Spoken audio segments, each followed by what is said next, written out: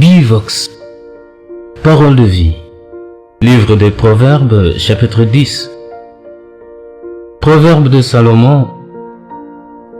Un fils sage fait la joie d'un père, et un fils insensé le chagrin de sa mère. Les trésors de la méchanceté ne profitent pas, mais la justice délivre de la mort.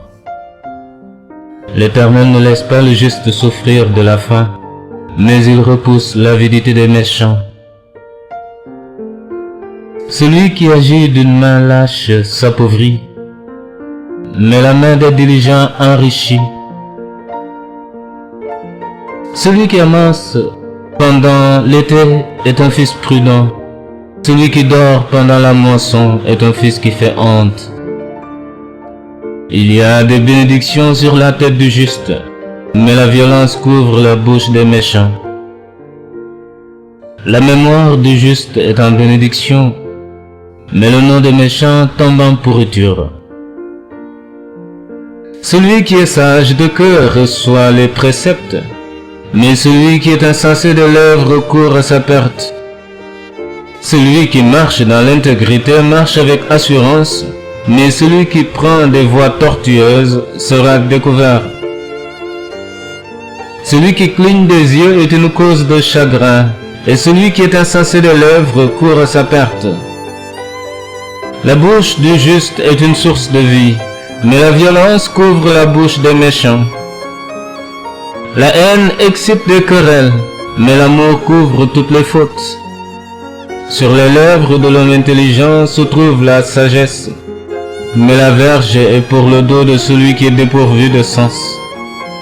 Les sages tiennent la science en réserve, mais la bouche de l'insensé est une ruine prochaine. La fortune est pour le riche une ville forte. La ruine des misérables, c'est leur pauvreté. L'œuvre du juste est pour la vie. Le gain du méchant est pour le péché.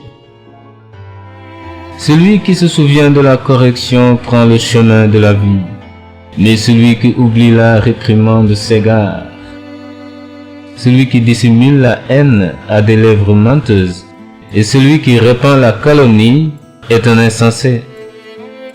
Celui qui parle beaucoup ne manque pas de péché, mais celui qui retient ses lèvres est un homme prudent. La langue du juste est un argent de choix. Le cœur des méchants est peu de choses. Les lèvres du juste dirigent beaucoup d'hommes, et les insensés meurent par défaut de raison. C'est la bénédiction de l'Éternel qui enrichit, et il ne la fait suivre d'aucun chagrin. Commettre le crime paraît un jeu à l'insensé, mais la sagesse appartient à l'homme intelligent. Ce que redoute le méchant, c'est ce qui lui arrive, et ce que désirent les justes leur est accordé. Comme passe le tourbillon, ainsi disparaît le méchant, mais le juste a des fondements éternels. Ce que le vinaigre est aux dents, et la fumée aux yeux, tel est le paresseux pour celui qui l'envoie. La crainte de l'Éternel augmente les jours, mais les années des méchants sont abrégées. L'attente des justes n'est que joie, mais l'espérance des méchants périra. La voie de l'Éternel est un rempart pour l'intégrité, mais elle est une ruine pour ceux qui font le mal. Le juste ne chancellera jamais, mais les méchants n'habiteront pas le pays. La bouche du juste produit la sagesse, mais la langue perverse sera retranchée. Les lèvres du juste connaissent la grâce, et la bouche des méchants la perversité. Amen.